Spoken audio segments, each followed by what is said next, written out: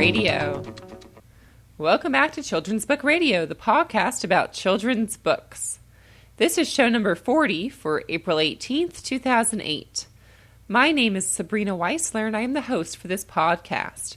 I am an avid reader of books for all ages and the parent of twins named Logan and Madison, who enjoy reciting nursery rhymes and looking for the mouse on each page of Goodnight Moon.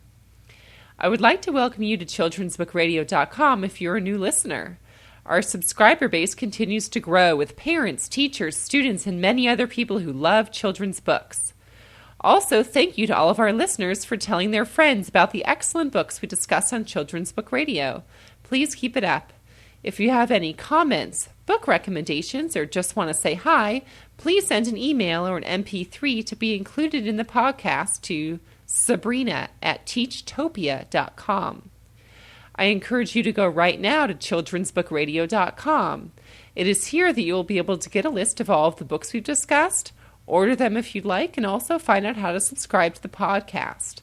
Our website has an archive of all past shows for you to play right from your browser or to download to the device of your choice. If you're interested in advertising on our website or want to sponsor a show or shows, please write to sales@teachtopia.com and mention Children's Book Radio.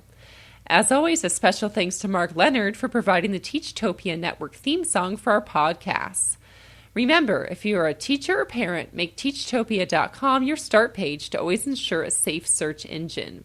Before our interview, I would like to let you all know about Big A Little A, the blog for the online journal The Edge of the Forest, written by Kelly Harold and found at kidslitinformation.blogspot.com. Harold is funny, posts meaningful and thought-provoking reviews of books for kids, middle grade and young adult novels, and she also incorporates anecdotes from her life and features poetry and roundups of reviews of children's books.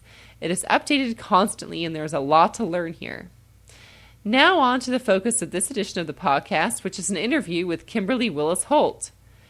I first learned of Kimberly through the amazing Zachary Beaver Comes to Town, which is a novel for elementary-age kids and is set at a small town with a big heart. But Holt also writes both picture books and a book series featuring a child of a military family. Please welcome Kimberly Willis Holt. Oh, thank you. It's great to be here. And the first question that I have for you is if you could just go ahead and introduce yourself to our listeners and tell us how you got started in writing. Well, I started writing 14 years ago, or maybe 13 and a half years ago. I started writing June 15th, 1994. And everybody always asks, how do you remember the date? And I say, because I made a commitment that day. We remember our important dates, our anniversary and dates like that, where we made commitments. And that day I committed that I would be a writer. And I started writing, not necessarily for children, but I was writing short stories and, I tried just an adult novel a little for about 2 weeks that my heart wasn't in. And, finally Tiger Ann Parker found her way to me, really shortly after I started writing. It was probably within a month. And I knew that story had to be for young people because she was 12 years old. Mm-hmm. And so I discovered the world of children's literature, and I've been there ever since. And was it difficult to break into the business when you started? Sure, I got 17 rejections. So I guess that's tough. Some people get more than that, and a lot of people get more than that actually. And after you talk, but I sent it out too early too. I think it got what it deserved. But I kept going to conferences, writing conferences, mm-hmm. and, one thing leads to another. I went to a writing conference in New Mexico, and it was for all genres, and there was an agent there that I was very interested in, but unfortunately she did not represent children's literature. But she ended up giving me the name of an agent that did, and so that agent ended up being my agent. It was networking. Yeah. It really was. I made, my second book was sold to an editor that I had one of the meetings with. A lot of writers go to these conferences and they think, how could anything come from a 5-minute meeting or 10-minute meeting, whatever they're allocated? But something did. That person, and that was after I had an agent. So I really had something to do with that, because I met them at this conference and they ended up, wanting the book, wanting to see the book, and eventually buying it. And did you have a mentor, or have you taken any classes for writing? I took a lot of classes. Everything that was available to me in Amarillo, which is where I live, I took. And many times they were not people that wrote for children, and I didn't always agree with everything that I learned as far as applying it to what I did. But even if I walked away with one thing, I grew because of that. And so it kept me accountable. One of the things that I think is key when you first start writing is to call yourself a writer. You know, a lot of people don't want to say they're a writer because they're not published, but, you know, I did from the very beginning, and I would show up for my job, and just as if I had a job at a coffee shop and had to put the hours in, I showed up. And I think if you start having that kind of mentality, that I'm going to be focused in on this as if I'm already getting paid for it, eventually you'll get paid for it. And can you tell us about your little notebook that's always with you? Oh, I always have a small notebook with me. And when I'm traveling, that comes in handy because I might have just a few moments to myself, but I will write down images, people that I see or something I hear. I'm always picking up. I'm very auditory, so I pick up little, pieces of dialogue sometimes. And, it can also give you the feel of an area, of what the people sound like. And, if I'm outside, I might pick up sensory details. When I was on Guam, and writing, not knowing that I was going to write a book there, or maybe I thought I might, but I wasn't really committed to a single story. I just started those few moments that I had. I would sit down and write down things that I was seeing, smelling, hearing, and it's amazing how many of those details ended up in the book that was set on Guam, Keeper of the Night. So I always have a little book. Now, it's not always a writing notebook. It's sometimes a grocery list. And sometimes it's a to-do list. I might scribble things in that I want to do, say, during a talk. It's really a miscellaneous catch-all, but it's such a wonderful tool. I can't imagine not having a notebook with me everywhere I go. And what would you say the biggest challenge is that you faced being an author? I think balancing both being if I may choose to change that word, I'm uncomfortable with author. I like to say I'm a writer because I feel like I'm doing something then, but balancing being a writer, maybe, how about this? Balancing being a writer and being an author. Mm-hmm. An author to me sometimes is speaking about writing and, this is what I do. And I think sometimes, that's a challenge, especially I tend to travel in spurts. And so when I'm on the road for, 5 to 6 weeks, I'm writing as much as I can, but it's difficult to do it as if I was at home. I have a different, much more of a routine. And so that's my biggest challenge, is always staying balanced, because when I get away from the writing, the actual act of writing, putting words on a page, I don't feel like a writer anymore. I almost feel like an imposter when I'm only talking about it. Is it really challenging, though, to find time when you're on the road to sit down? It is. Concentrate? It's not that there's not always time. Just the distraction. The energy level. Mm-hmm. When you've been in a day in school, with a school, and I love school visits and I love going to conferences, but many times, I might get back to the room at 4:00. Well, there's time to write, but I don't always feel like it. And sometimes it depends on the stage that I'm writing. A first draft, I've learned, is very difficult for me to do on the road, and I dare say probably impossible almost for me to do it on the road. Whereas when I'm in rewriting stages, especially after the second draft, which is my most laborious draft, I can rewrite I can polish on the road. And what about the National Book Award? Can you tell us about the experience you had winning this award, what that was like? It was life-changing. Okay. It's hard to believe it was 9 years ago for me. I'll always be grateful that happened. It's something that I wasn't expecting. It changed my life because I think it helped. One thing led to another. Getting the award made it where I had people were interviewing me, and I always credit the School Library Journal article back in 2000, I think, for really making me known to librarians, school librarians. I'm not going to say that award necessarily did it, but that article did, and the article came because of the award.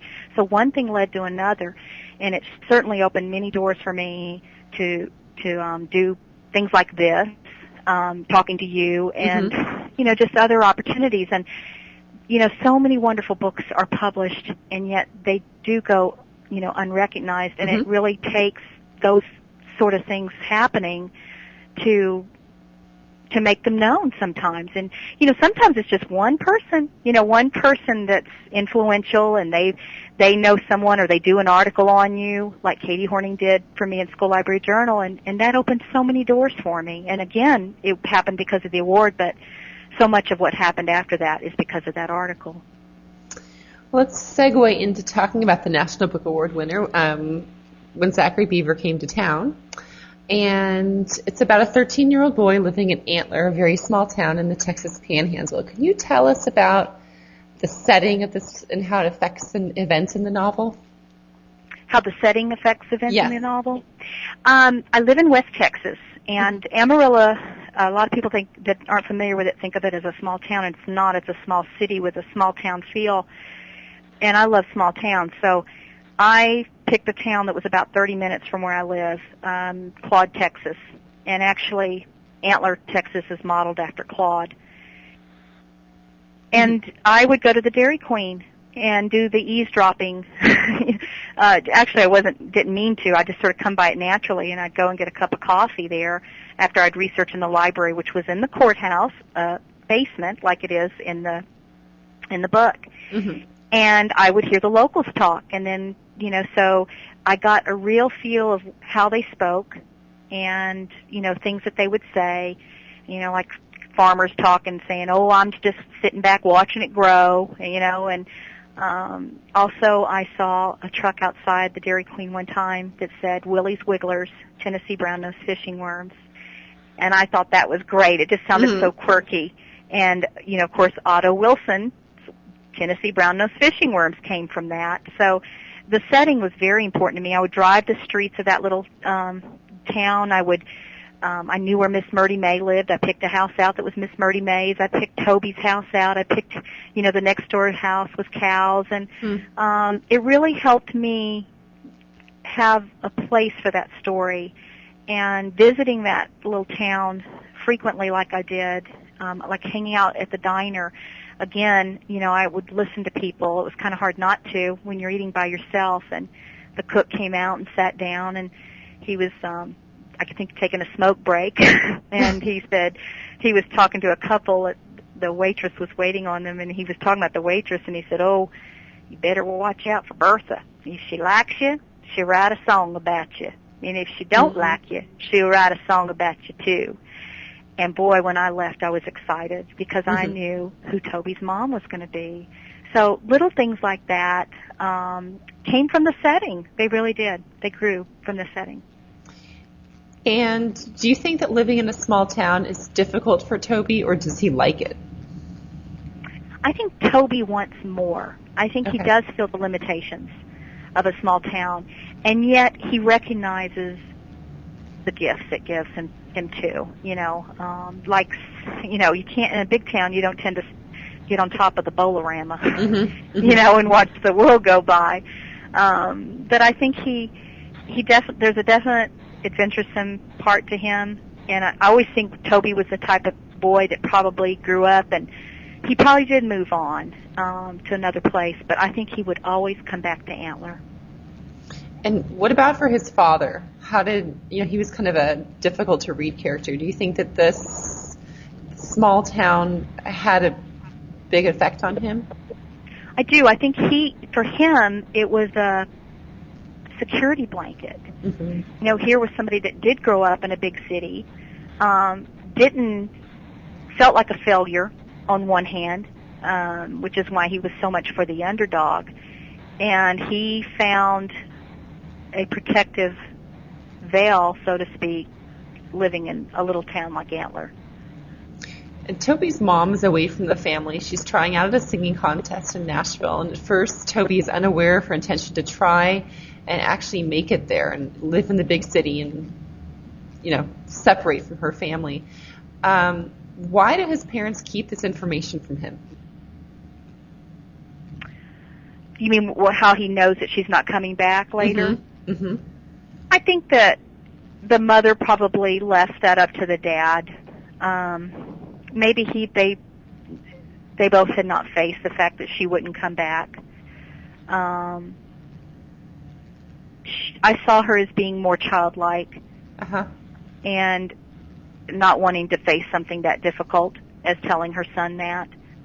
And then, of course, the father, and he was older than the mother, but I really think he was in denial about it until things started seeming like they were going to happen for her. Yeah, I don't think it's unlike a lot of people, probably do with their children. Mm-hmm. And how does her being absent affect Toby's relationship with his father? What happens there? I think Toby's looking for someone to blame, or at least that's the way I felt when I was writing the story. And yet, Otto's a good dad. And, a lot of people don't like Opalina and don't see her as a good mother, but I actually do see her as a good mom in an odd way. Is she the best mom? No, absolutely not. But she didn't stop contacting Toby as, time progressed. And she truly wanted to have a relationship with him. And she was there, yes, by phone only, but she felt for him when Wayne died. And I don't think that is a bad mom. I think she was sensitive to the fact that Wayne meant something to him. But I think that I think I got off track. You were talking about the father. I'm sorry. Yeah, I think that their relationship grew after the mother left, and that he started to realize that his dad stayed there.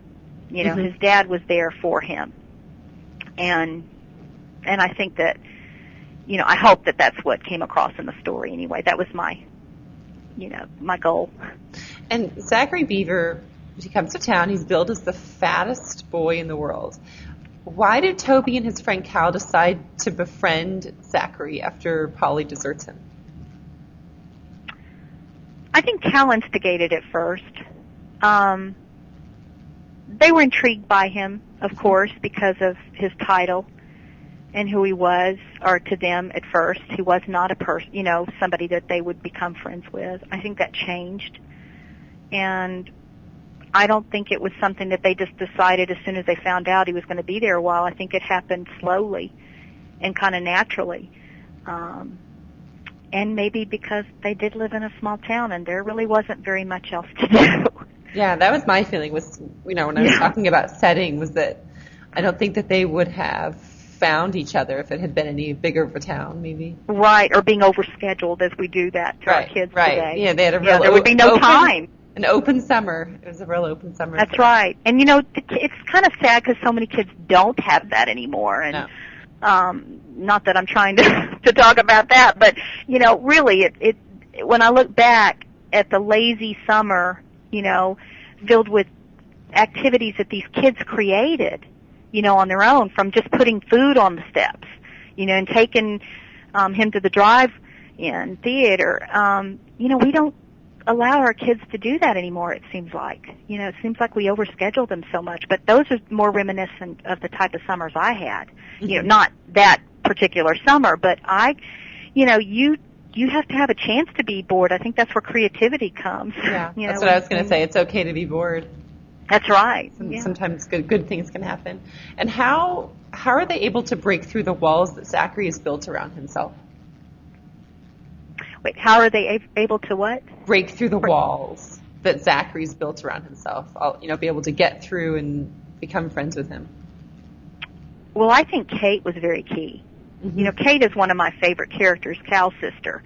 I love when somebody tells me that they liked Kate because, you don't think about her being a prominent character in the book, and yet she's so important to the story and the things that happen. But, I think there was a little crush there, and her kindness and the fact that she didn't mean any harm to him and wasn't going to gawk at him. The boys had already gawked at him, and those kind of things, I think, contributed to him. And I think the fact that he did want friendship, eventually,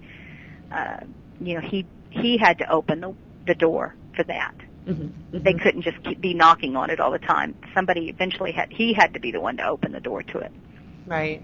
And why did you have Polly come back? Do you think that this is realistic, that he would have come back?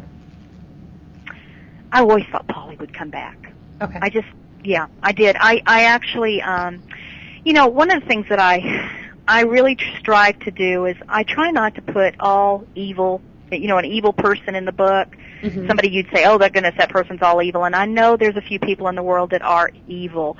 But for the most part, people have good and, bad in them. And mm-hmm. Paulie wasn't the best person in the world, but I think he did care for Zachary. I think not maybe, like a father would a son, but that was the closest thing that he knew of a father. All right, let's move on to Piper Reed, Navy Brat. And I know this is your childhood, right? Some of it you grew up on different bases. It is definitely the framework of my family, autobiographical in that sense, but of course the adventures are different. Mm-hmm. Mm-hmm. Piper is 9 years old. She's moving from San Diego to Florida because her dad has been transferred for work. Piper is a middle child. You're not, right? You're the youngest? I'm the oldest. You're the oldest, yes. Okay. And why did you choose for her to be a middle child? That was like the first thing I thought about when I was reading the book was, okay, so she has the older sister, the younger sister, and how that dynamic made her who she is. Why did you choose this? Well, when my editor had been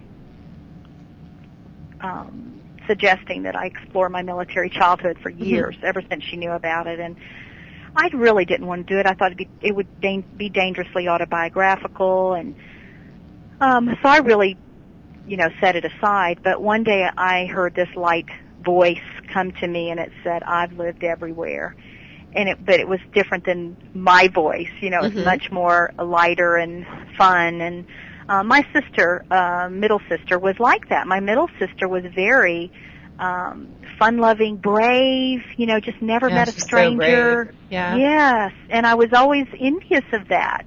Tended to embrace the military life more than I did. And so I thought, okay, instead of doing it from the bossy older sister's point of view, like I'm accused of being all the time, and more serious, I'll admit I'm, pretty serious.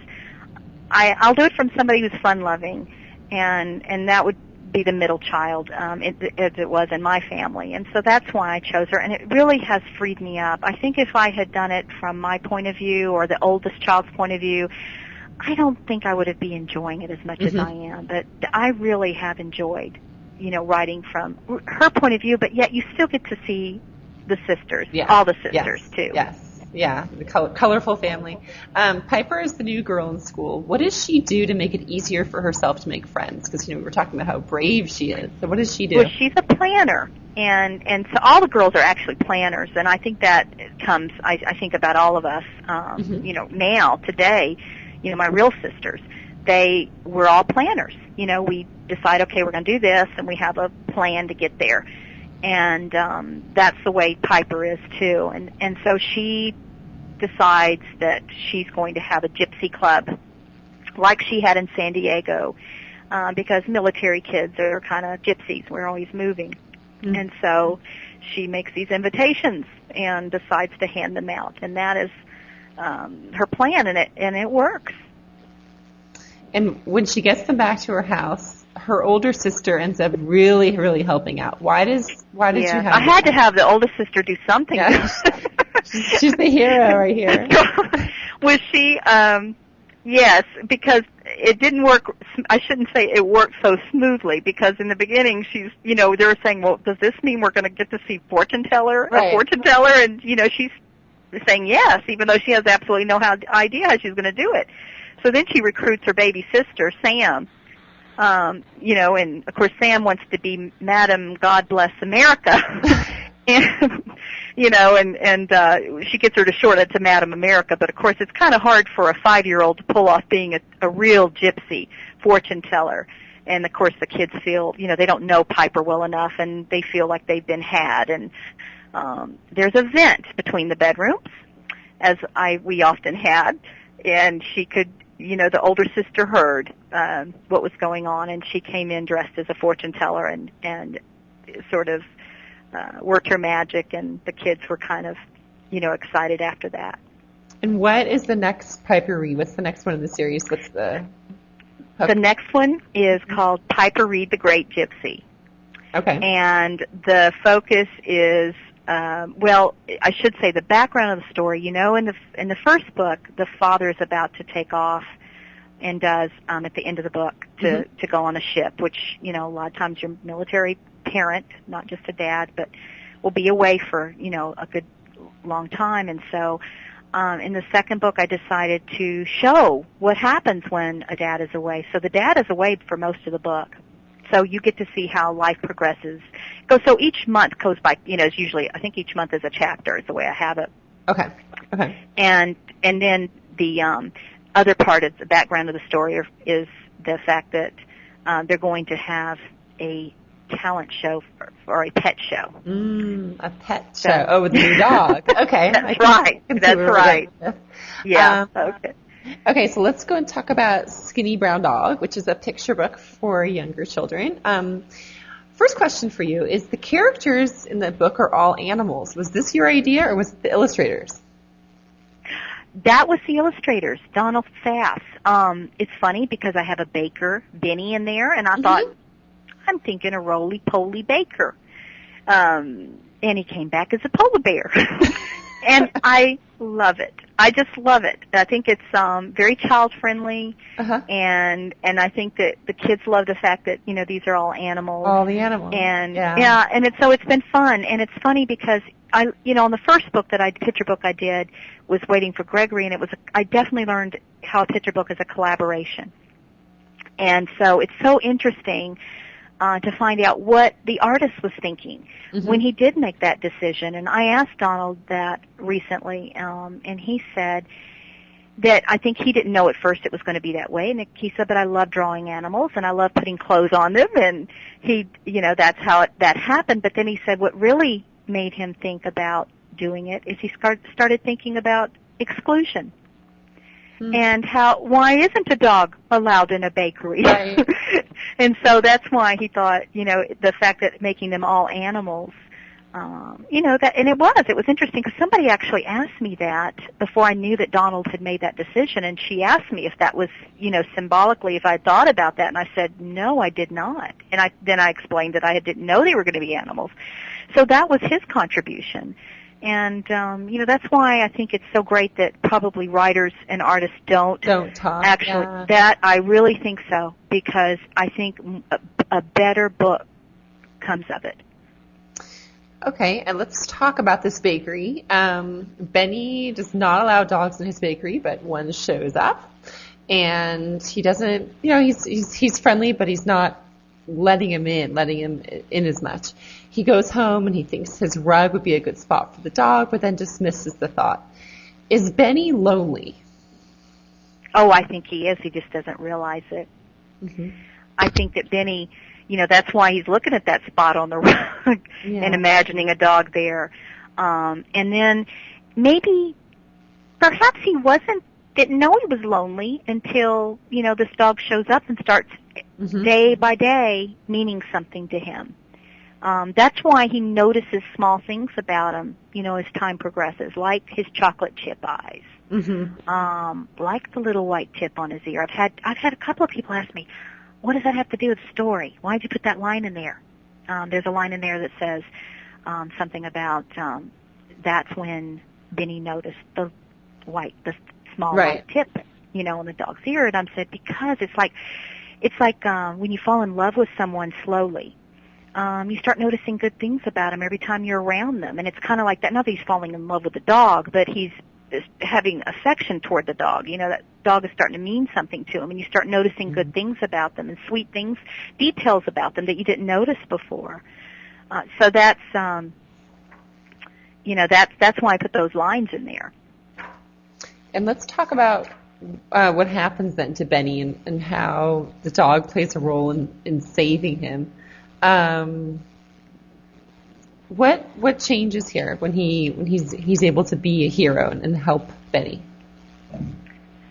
I think the fact that Benny still doesn't go in the bakery when Brownie doesn't go in the bakery when Benny falls, but he does go and get help. I think again it just shows that that he has this deep caring for this dog, and this dog has a deep caring for him. And probably at that point, he's so vulnerable at that point, and probably more open to this dog, than any other time in the story.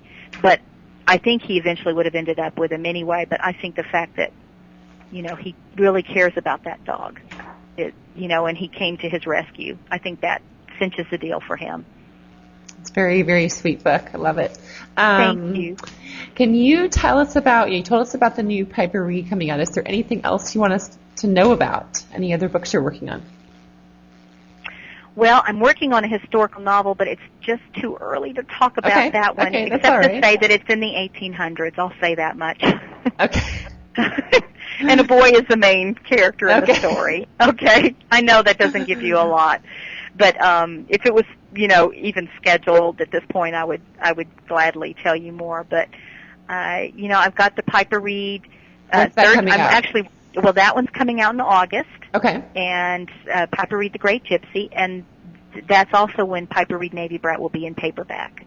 Oh, okay. So Wonderful. they're scheduling them that way, and there will be a third Piper Reed.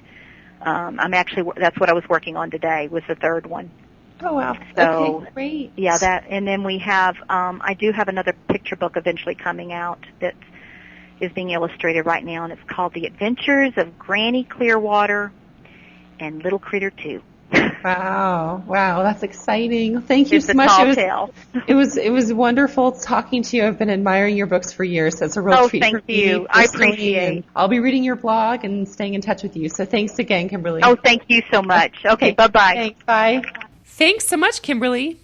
Zachary Beaver Comes to Town is a novel set in a very small town in Texas. And while you may think from the title that it's centered around Zachary, it's actually a story about Toby Wilson, a 13-year-old boy who is grappling with missing two key people in his life who are away, his mother and his best friend's brother. We first meet Toby and his best friend and neighbor Cal while they are standing in line waiting to see what amounts to a sideshow act. A trailer has parked itself in the Dairy Queen parking lot, and inside sits what is billed as the fattest boy in the world. Yes, the reader knows that Zachary will play a role in the book, but the friendship that grows between Toby, Cal, and Zachary and the events that transpire as Zachary spends day after day in that trailer are unpredictable. Holt builds the story through the setting, a small town where the boys have nothing to do over summer break besides sit on the roof of the Bolorama, and through the supporting characters, Miss Myrtie May, her brother the judge, and Cal's sister Kate among them. Antler, Texas seems to be chock full of caring people who take Zachary under their wing in small but significant ways as he waits for his guardian Polly to return from Paris. The characters' ability to rally around each other in times of need is a very positive and empowering message to young readers.